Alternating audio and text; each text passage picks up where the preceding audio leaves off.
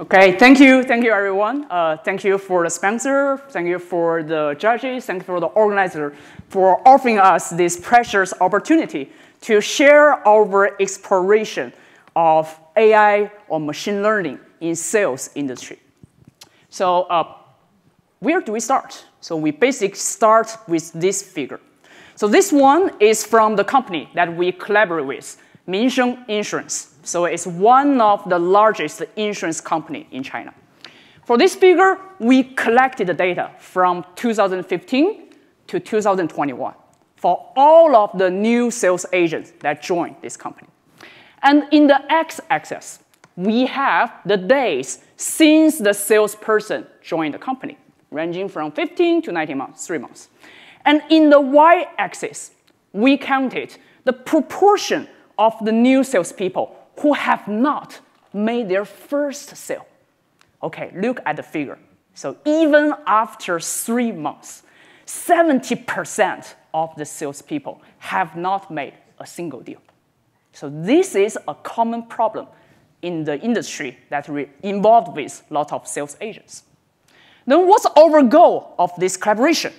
Then our goal is asking ourselves whether we can use marketing science then to boost the sales productivity. Or in other words, whether we can offer a replicable market engineering solution then to reduce the proportion of the new salespeople who have not made the first sale. Why should we care about sales industry? Let me offer you some data. Sales is an industry that is both capital incentive and labor incentive.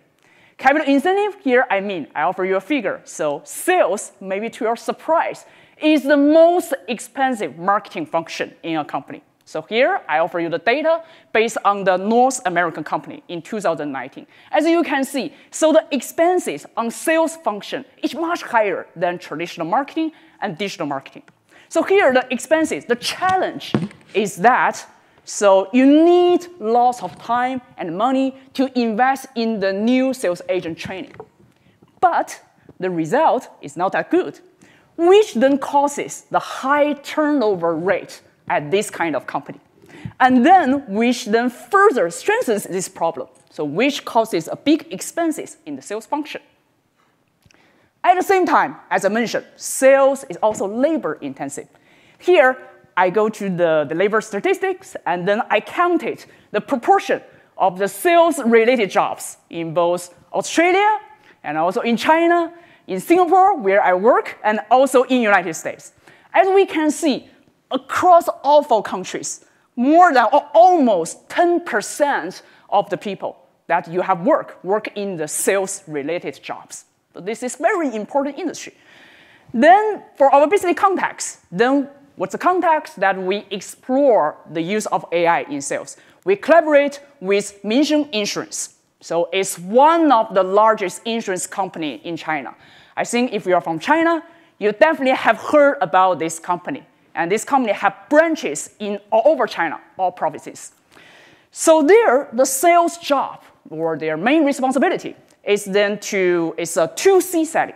That is, for each sales rep, they need to identify the customer and also try to convert the customer, which means that the company does not have a customer list that they can assign. They do not have for each sales rep. They go to this room, they probably look around, okay, who I can sell my insurance products to, and then try to convert them. That's about the sales rep job. And the data, okay, we think about market engineering products. Then the data we have then in this company includes, first, all the sales records in these 6 years, which include around 400K sales records, and which captures the sales activity from 12K salespeople. And also, we have some sales rep trace and also the customer trace. Okay, that's all the data we have. Then we propose solution. Our solution, first, is a deep learning-based recommender system to help the new salespeople identify customers with high conversion potential. In the next slides, I will mention why we think this will be a good solution to solve the initial problem that we mentioned in the first slide. One thing I want to say is that one very unique feature of our recommender system is that it can capture salespeople's failures, which exists a lot in this kind of industry. And we use the behavioral insights to capture the failures and then embed that into the deep learning-based recommender system. Okay, now let's think about why recommend customers, why deep learning, why you think it will help. So first, our source is from our lots of interviews with the salespeople. We conducted lots of interviews with the new salespeople. We asked, come on, what do you think is the challenge for your new job? Why you cannot open your first deal?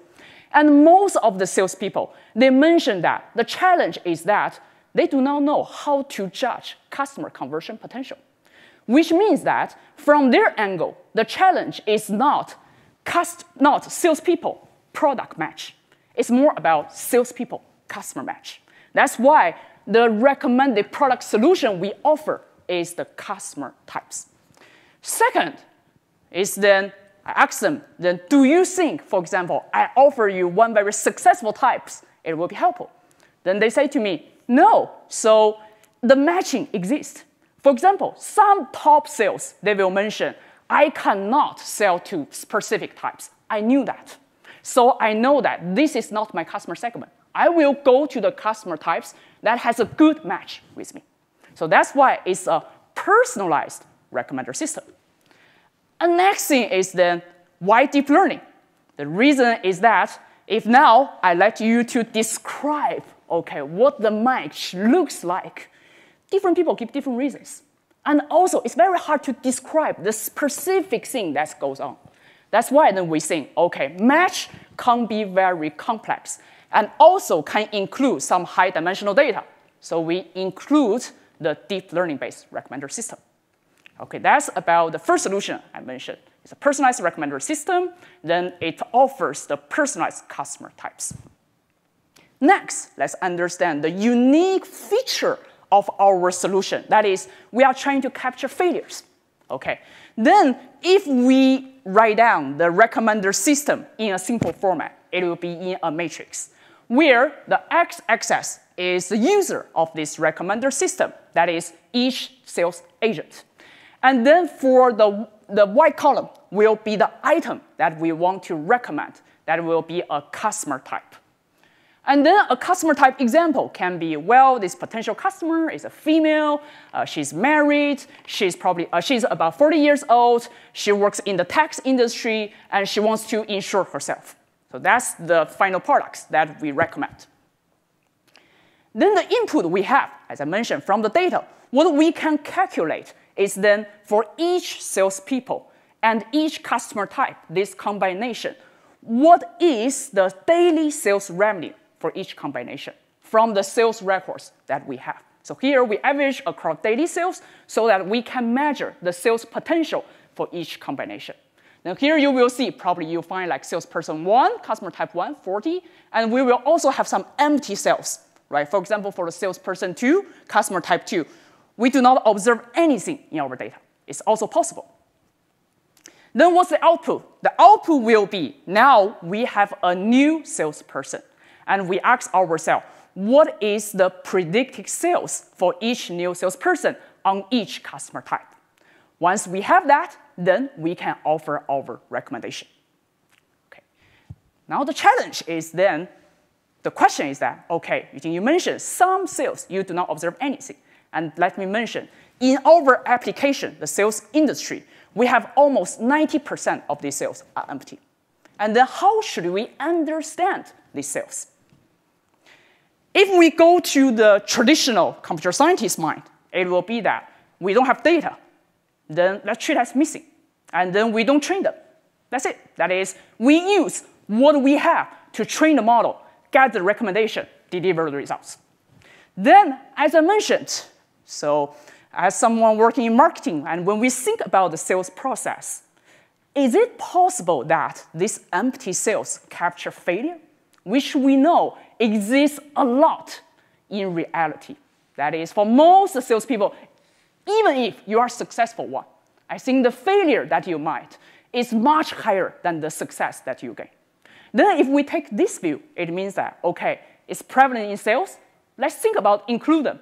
And also whether we have some elegant way to capture the process of failure, and then to include that in the deep learning framework so that when we deliver results, it's not just learn from success.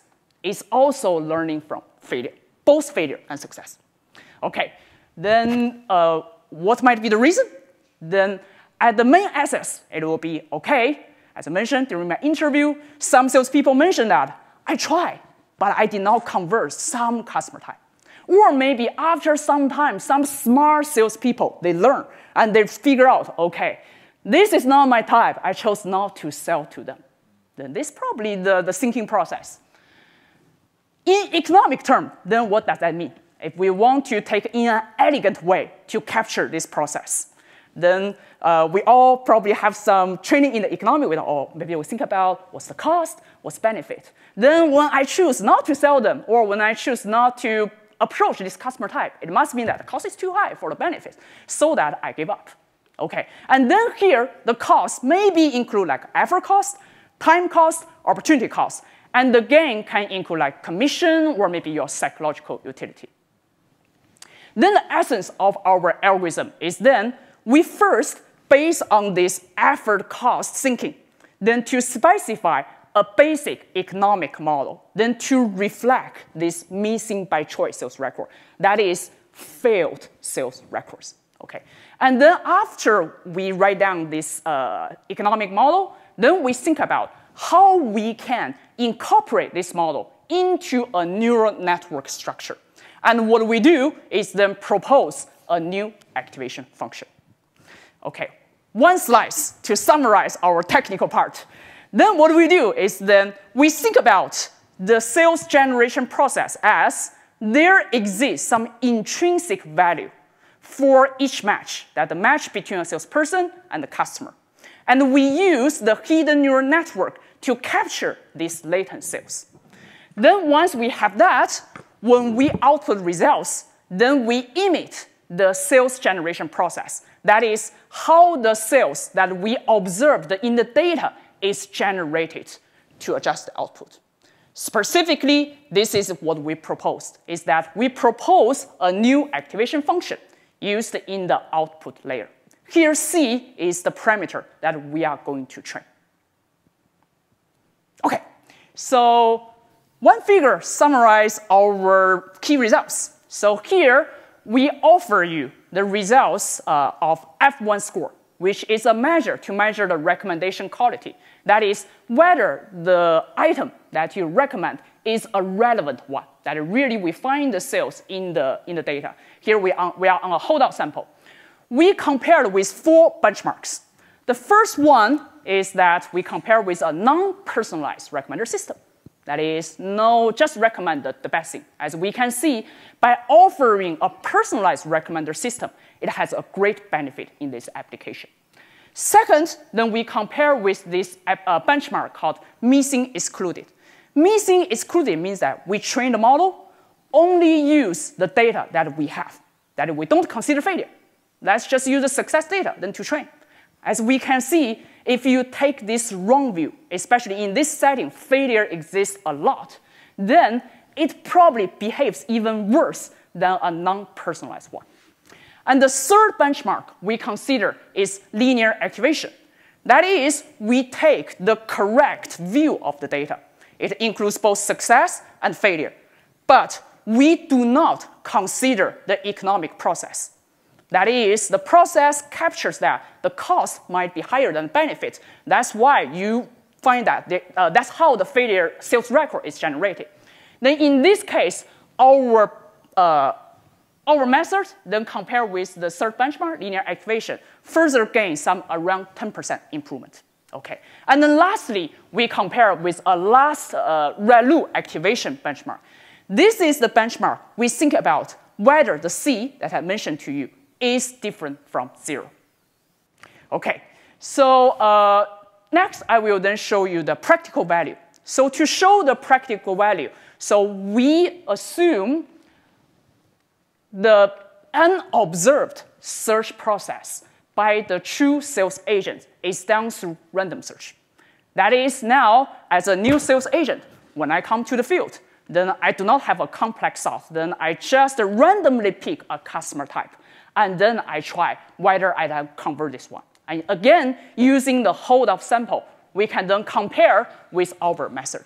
As you can see, so our method can expedite the first sale a lot. That is, reduce the number of failures before the first success. Another thing we do is then we coming back to our first figure. That is the first one I offered to you. Probably the sales agents, they do not conduct random search in reality. But because we have the proportion of the new salespeople who have not made the first sale, then we can calculate the pace to make each deal. And then with the calculation of this pace, then we can have the actual data figure, and then with the new calculation of the pace, then calculate for this figure what the delivers by our method. As you can see, the reduction is huge, though it's based on simulation. I will mention more about when it's max to practical, then what might be the challenges. But here, based on simulation, the reduction can be as large as 20%. The productization we do. So we achieve, product-wise, we achieve this recommender system through a mobile app interface. And basically, it's done by offering the chatbots. Let me show you. So first, then you will see this, this banner, like on your mobile app in this company. And then they will say, OK, AI prediction of customer purchase, who may be your next customer. And then once you click into, you will be landed into this product page, AI prediction of customer purchase, then enter. Once you enter, so first, this smart chatbot will give you some welcome message, and then we'll give you a brief introduction of this recommender system. And also, we will ask the salesperson to confirm whether his or her personal information, and also show that, OK, we will use this information in your recommender system to give you recommendation. If you confirm, saying that, OK, I'll confirm my information, or you can also choose to edit your information. Then once you confirm query, we will display our calculated recommended customer purchase. So now, these products has been implemented in 2 provinces of Minsheng Insurance, in Shandong and Sichuan. So now, the challenge we met is then, so this is a traditional industry. So, but our solution, that is our results, give the employee and also the company's managers incentives to upgrade the infrastructure, which is super hard. As you can imagine, it's all offline data. And then you need to first manage the data flow. And then you also need to manage the algorithm flow, and all of them to make it automation-wise. So, and now, based on these 2 provinces, the data is that without any advertising, that is, probably the salespeople still have some misunderstanding of algorithms without any this kind of training. 30% of the salespeople use this function, and among them, 2/3 them reflect that they think this is very helpful. OK, next, I want to show you the feedback from the executive board and the president. One surprise is that we are very lucky to successfully invite the executive board and president Min Huang here today. So just sitting here, yeah. Which means that if you have hard questions, go for President Huang. Yeah. So President Huang also very nice to share with, from his perspective, what's the meaning of our project in this video. 王总您好，首先呢，我们想请您谈一谈人工智能在销售领域的应用现状。OK， 在国内其实销售领域去应用人工智能的一个很重要的一个趋势了。大概在几个关键的环节，我觉得人工智能是有机会去做一些尝试的。一个是在有销售人员直接跟客户的这个沟通过程，另外一个就是销售人员如何通过人工智能去获客。第3个很重要的领域就是如何去培训或者去训练销售人员，这个 AI 是能够发挥比较大的作用的。在培训上，我们觉得依然是做的还是比较初级，这是一个大致的一个状况。您认为造成这种现象的原因有哪些？这里面讲起来就比较复杂。作为一个传统的一个销售行业，对数字化或对人工智能的理解，其实这个认知还是需要有一个过程的。另一方面是人工智能或者是技术面的这部分人员对销售本身的理解，就是这两个领域相互的融合和理解，其实还是会有一些鸿沟，所以这是一个很主要的一个问题。好，那么在这样的背景下，您为什么会选择和张教授合作开发产品，然后部署在您的公司里呢？这个很有意思的一个问题。其实我们在市场上也看了很多的 AI 的各种的尝试，但是我们发现张教授的团队他们的这个点很独特，他们是试图从过去失败的人或者失败的经验中去提取数据，去学习，那帮助后来的销售人员，尤其是新人，更快的能够进入一个真正的一个 sales 的一个角色，更快的能够去成交。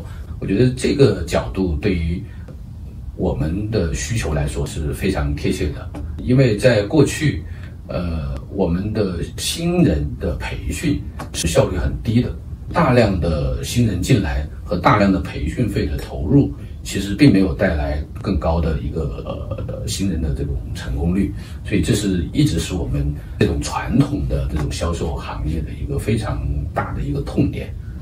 那么您认为这个产品对您的公司乃至整个销售行业会有怎样的影响呢？这个讲起来应该是说，是一个很有益的一个尝试，很有趣的一个试验。因为你知道，在保险行业，尤其在中国大陆这个行业，虽然是一个很传统的一个行业，但是它的其实的时间30-40年的时间，经历了一个高速的一个发展。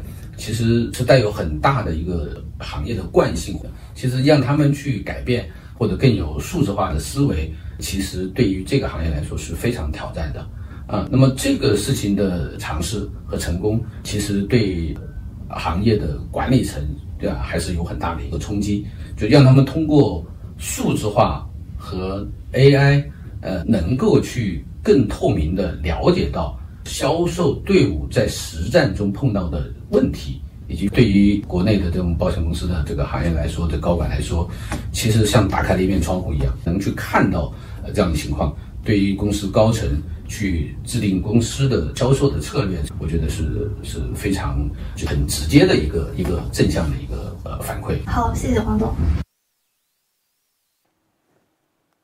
Okay, thank you, President Huang. Okay, so next then. Let's talk about the transportability. Then here we use the insurance sales as an example then to test our solution.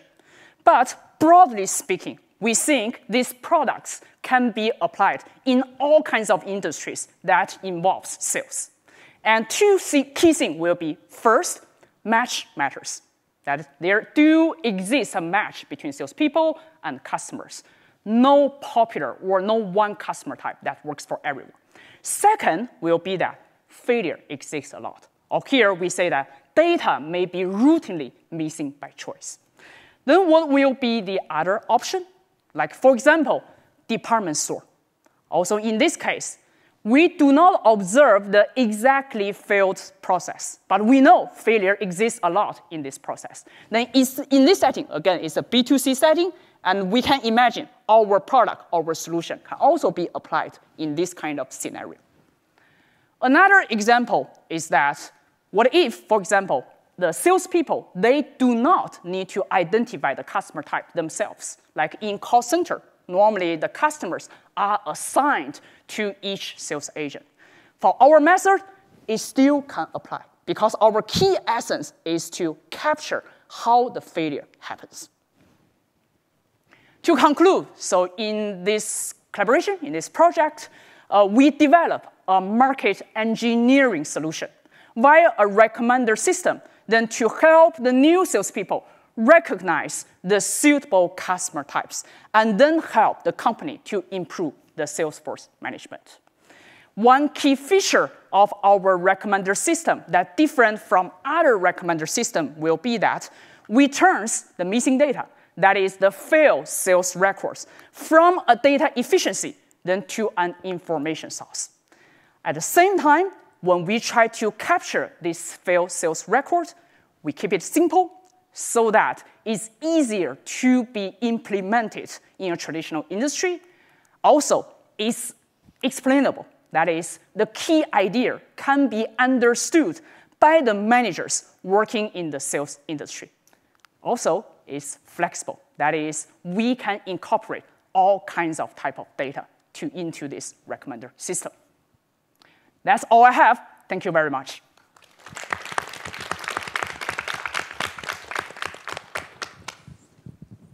Thank you so much. So now the judge is going to ask you some questions. So since you ended with transportability, let me challenge you on that one, right? So generalizability. So this is a situation where the match of the customer to the product is a lot less important. Would this transport to a situation where that's the main issue, right? So this happens to be an industry that the match with the salesperson is really key. Second thing, you said everything that you say kind of will be used against you, right? That this is a company that everybody in China knows about. And so that both means you have kind of this familiarity with the company, and you have the fact that there's a lot of data of, you know, failed salespeople. How would this work for a relatively new company, you know, without that name recognition and with less data to work with? Yeah, that's a great question. So for the first one, that is, what if, for example, the more important match is between the customer-product match? Then our imagination will be, then just we can integrate our method with existing, developed a lot, like in the tech industry, about the sales agents product. Then it will be, it's an integration of 2 lines of method. Okay, that's my first. And for the second one, for the new company, I will say Korean offer an example that give us benefit. Because what we do is that you have few data, right? For the new company, it means that you have even fewer data.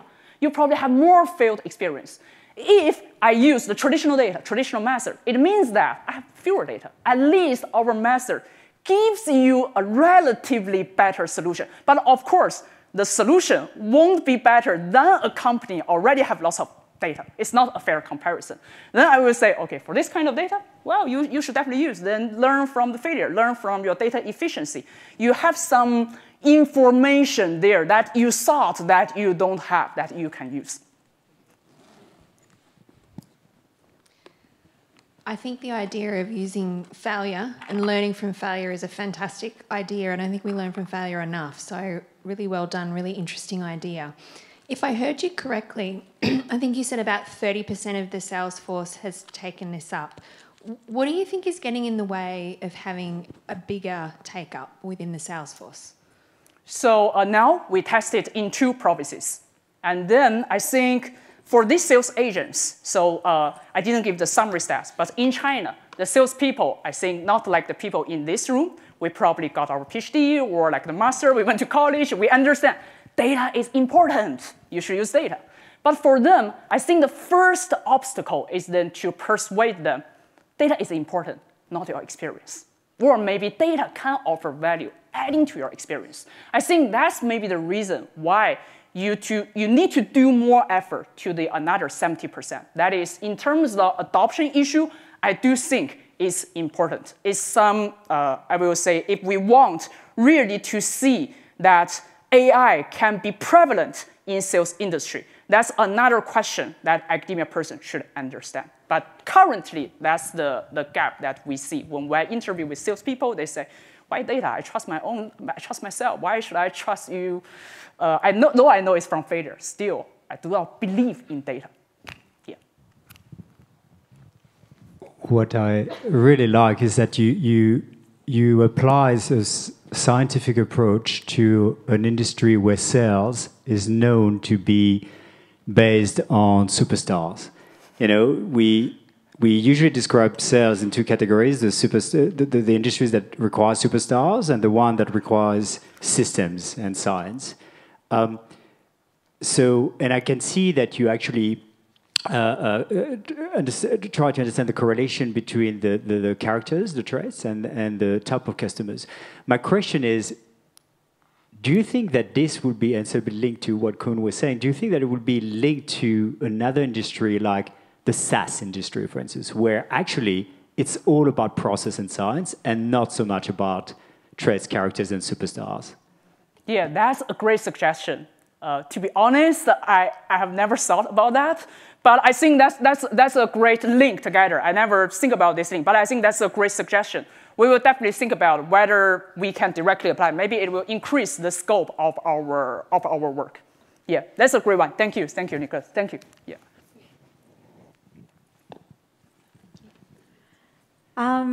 I'm just trying to understand a little bit better the impact and implementation in the organization. So after they see the recommended, was it personality or persona in the app, after it's surfaced, and they click on that, what happens? What do they see? Is it a step that is recommended that they do, or is it a contact detail of a customer? I'm just trying to understand what happens there. Yeah, so what we offer is that once they click, it's just a description of a customer type.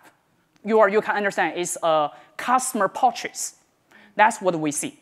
And then when we test whether this will be useful for the sales agents in the 2 provinces, then what we do is for our next step, we let them mention whether they really try to reach out or study this kind of customers, and then to try to convert this kind of customers. So that's how we, as I mentioned, we do not have a name list so that we can offer, okay, today you should probably go to Professor Lan, and we do not have that. But we have a description so that probably they have some mind, okay, maybe I should spend more time, effort studying this kind of customer instead of just randomly searching and then feel frustrated after lots of search.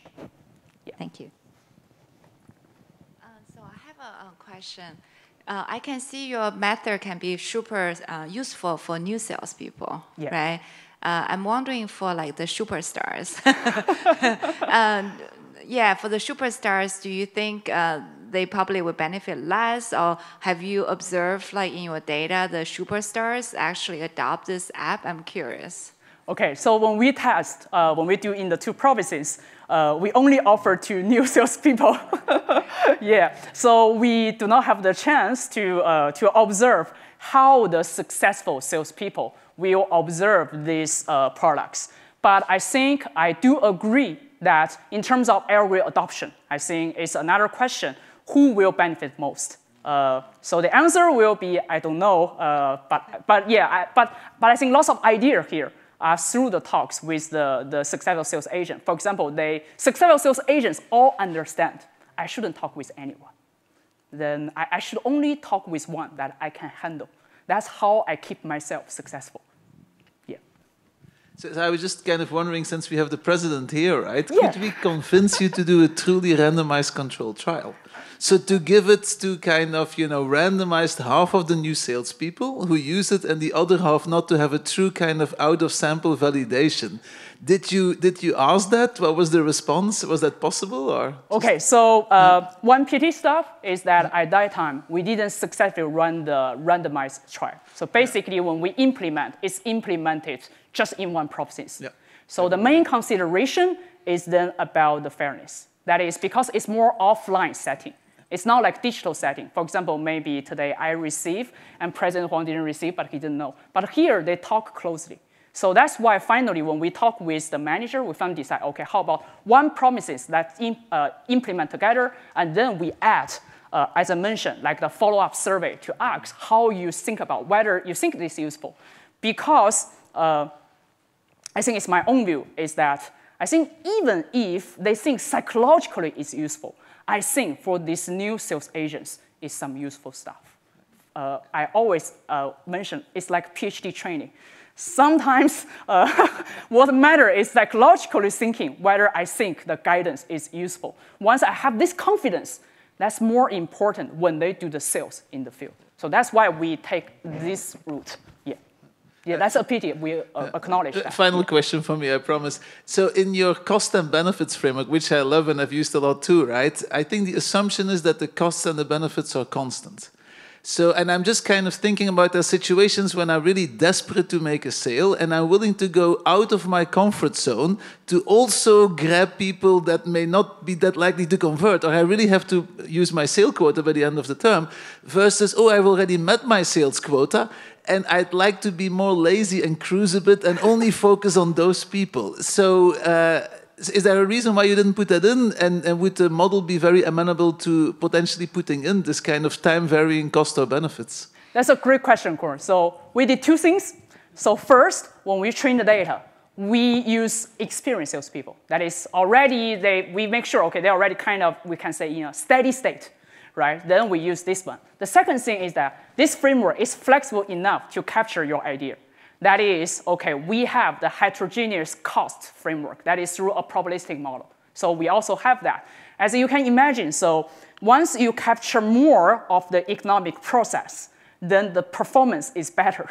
So yeah, but in our main framework, our main thing is to test, okay, what if now we just, that is the worst case, just capture failure and just use this elegant framework? What's the benefit? So that's the idea. Yeah. I think that my questions kind of relate to Kong's question as well. I'm thinking about validation, right? Like the way you implement it today, it's kind of difficult to validate, which you also gave a very good explanation of why you didn't go the route of random trial. But I'm just wondering, going forward, let's say, when you think about if you want to, let's say now you apply this in 2 provinces in China, if you want to apply this in all the provinces in China, before we do that, like a national scale, if we want to validate this a bit further, do you have any thoughts on how you would plan to validate? Yes, that's a great question. I think probably we need to, I think randomize in 1 province is definitely not work. Then probably we need to involve with some synthetic control, strategy, if we do want to do. Like in a more careful design way, not just, at that time we just want to see whether it's really works. So the province, when we chose that, to be honest, is some easy collaborate that they really have the willing to adopt. But I think if we want to run synthetic control, then when we design the validation, we need to be more careful about so that we really have a treatment province. Then it's more like a micro policy, right? And also some good control of the provinces. Then we can do the comparison. Yeah, I think that's a great one. Yeah, so we will think about that. And now, as I mentioned, President Huang is here. We all know that. Now the status is more like we need to first get the data, first digitalize, and then algorithm might have this kind of server to run such a deep learning model. Then let's talk about the validation. So I think that's also the challenges that I saw when I work with a traditional industry instead of like Alibaba or Tencent. They already have data on board, everything ready. Whatever I do is very easy. Yeah. Thank you. Thank you so much. Thank you everyone.